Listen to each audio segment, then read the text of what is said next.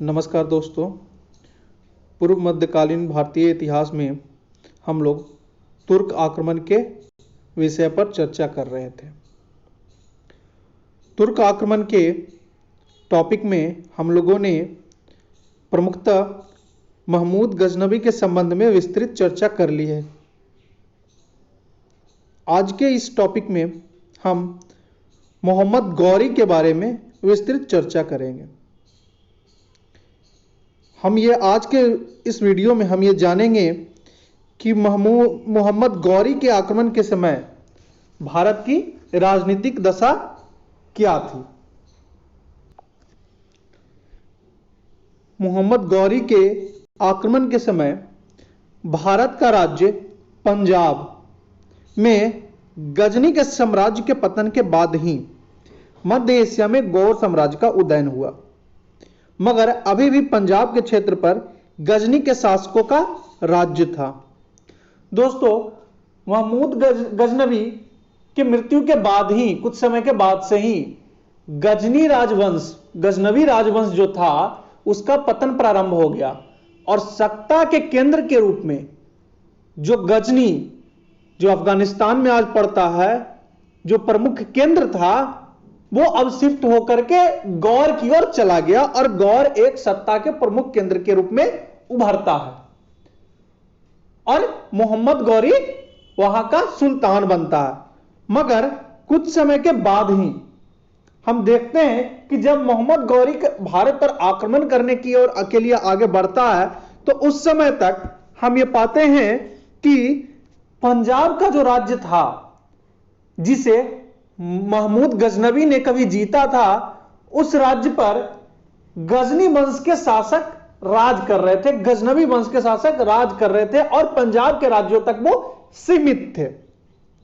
इसके बाद हम सिंध एवं मुल्तान के राज्यों की चर्चा करेंगे। सिंध एवं मुल्तान के राज्य पर शिया संप्रदाय के कमराई मुस्लिम शासकों का शासन था, मगर हिंदुओं द्वारा सहयोग न मिल पाने के कारण इनकी स्थिति कमजोर थी। दोस्तों, हम लोगों ने अभी तक देखा है कि सिंध एवं जो मुल्तान है उन सब के इलाकों पर अरब के लोगों ने जब आक्रमण किया तब वहां तक प्रभुत्व उनका बढ़ गया था और पंजाब के राज्यों पर जब महमूद गजनवी ने आक्रमण किया तब वहां पे उनका प्रभुत्व बढ़ा। तो हम देखते हैं कि सिंध एवं मुल्तान के राज्यों पर शिया संप्रदाय के कमराई मुस्लिम शासकों का शासन था, लेकिन उनकी स्थिति बहुत ही दयनीय थी क्योंकि उन्हें वहां के मुस्लिम जो हिंदू प्रजा थी उनसे उनको उचित सहयोग प्राप्त नहीं हो रहा था। तीसरा राज्य है उत्तर भारत के राजपूत राज्य। अभी तक के टॉपिक में हम लोगों ने चर्चा किया है कि भारत में कई राजपूत राजवंश उत्पन्न हो गए थे। इसकी विस्तृत चर्चा हम लोग राजपूतों की उत्पत्ति के सिद्धांत के टॉपिक में कर चुके हैं। राजपूतों की जब उत्पत्ति होती है तो उनमें गुर्जर, प्रतिहार जो वंश है, चालुक्य है, चंदेल है, चौहान है, गढ़वाल है, इन सब राजवंश अपने आप को राजपूतों के समक्ष पाते हैं और अपने आप को राजपूत घोषित करते हैं। कन्नौज का गढ़वाल अथवा गढ़वाल वंश काफी शक्तिशाली था एवं इसकी पूर्व सीमा काशी तक फैली हुई थी। काशी बोले तो आज के डेट का बनारस फैली हुई थी। गौरी के समकालिक गढ़वाल शासक जयचंद था। गढ़वाल यह कन्नौज वही शहर है जिसके लिए अक्सर लड़ाइयां होती रही, त्रिदलीय संघर्ष होता रहा और कन्नौज ही कभी हर्षवर्धन की राजधानी हुआ करती थी। उस कन्नौज पे गढ़वाल वंश के शासक जयचंद का राज चल रहा था। यह वही जयचंद है जिसके असहयोग के कारण तराइन के द्वितीय युद्ध में पृथ्वीराज चौहान की मोहम्मद गौरी के खिलाफ निर्णायक हार होती है। इसके आगे बुंदेलखंड के इलाकों में चंदेल शासकों को पृथ्वीराज चौहान ने 1182 ईस्वी में परास्त किया था, जिसके बाद बुंदेलखंड के बड़े हिस्से पर चौहानों का आधिपत्य हो गया था। इसी युद्ध में अलाउद्दीन ने वीरता पूर्वक लड़ते हुए वीरगति को प्राप्त किया था। दोस्तों, बुंदेलखंड का इलाका मध्य भारत के इलाके में पड़ता है, जहां जिसके ऊपर चौहान वंश के शासक पृथ्वीराज ने आक्रमण किया एवं उसे जीता। और वो जो बुंदेलखंड का जो राज्य था वो चंदेल शासकों के अधीन था। चंदेल भी अपने आप को राजपूत ही मानते थे और उन्होंने महमूद गजनवी ने जब भारत पर आक्रमण किया था तो जयपाल की मदद के लिए अपनी सेना भी भेजी थी। चौहानों के बाद हम चर्चा करते हैं गुजरात के क्षेत्र में सोलंकी वंश के शासकों का शासन था। गौरी के समकालीन सोलंकी शासक भीम द्वितीय था। इसके पूर्व महमूद के समय जब सोमनाथ के मंदिर पर आक्रमण हुआ था तब भी गुजरात के क्षेत्र पर सोलंकी शासकों का ही शासन था। हमें याद होगा दोस्तों कि मूल राजा था भीम द्वितीय ने जब महमूद गजनवी ने भारत पर आक्रमण किया था तब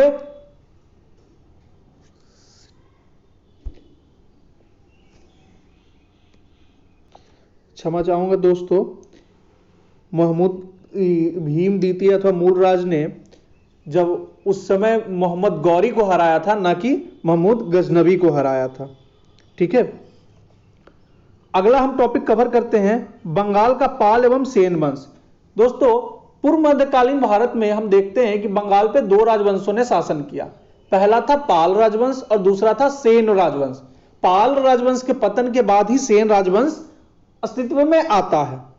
गौरी के समकालीन बंगाल पर शासक लक्ष्मण सेन था, यानी सेन वंश का शासन था। अब हम दक्षिण भारत की ओर रुख करते हैं तो हम पाते हैं कि 12वीं शताब्दी तक चालुक्यों और चोलों का पतन हो गया था। चालुक्य एवं चोलों का 12वीं शताब्दी तक पतन हो गया था। उनके पतन के बाद यादव जो देवगिरी पे शासन करते थे, काकतीय जो पूर्वी समुद्र तट पे शासन करते थे, होयसल वारंगल जो वारंगल पे राज कर रहे थे, सुदूर दक्षिण के क्षेत्र मथुरा में पांड्य एवं केरल में चेर राजवंश का शासन था। तो वस्तुतः हम देखते हैं कि दक्षिण भारत में यादव, काकतीय, होयसल, पांड्य एवं चेर जैसे राजवंश थे, मगर ये सभी शक्तिहीन राज्य थे।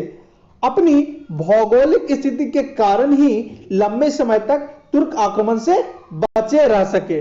दक्षिण भारत के जो राज्य थे अपनी भौगोलिक स्थिति के कारण तुर्क आक्रमण से बचे रह सके। दोस्तों, इस पर चर्चा करने की वाली बात यह है कि जब उत्तर भारत से दक्षिण भारत की ओर जब आक्रमण होता है तो उन्हें विंध्याचल का जो पर्वत है उसे पार करके जाना पड़ता है। इस कारण प्रारंभिक रूप में जब तुर्क आक्रमणकारियों ने भारत पर आक्रमण किया तो उनके लिए उत्तर भारत का जो मैदानी क्षेत्र था उसे जीतना आसान लगा। इसलिए प्रारंभ में कई वर्षों तक उन्होंने उत्तर भारत में ही राज किया और कालांतर में कुछ समय के बाद धीरे धीरे वो दक्षिण भारत की ओर प्रसारित होने लगे। इसका हम चर्चा करेंगे दिल्ली के और अजमेर के चौहान वंश के बारे में। दोस्तों, इसके बारे में विस्तृत चर्चा हम पृथ्वीराज चौहान के टॉपिक पे करेंगे, जो मोहम्मद गौरी के साथ ही हम लोग डिस्कस करेंगे कि दिल्ली पे और अजमेर का रिश्ता क्या था, आखिर क्यों राजा जयचंद की दुश्मनी पृथ्वीराज चौहान के साथ होती है और क्यों राजा जयचंद मोहम्मद गौरी के खिलाफ पृथ्वीराज चौहान की मदद नहीं करता है। अभी तक के लिए धन्यवाद।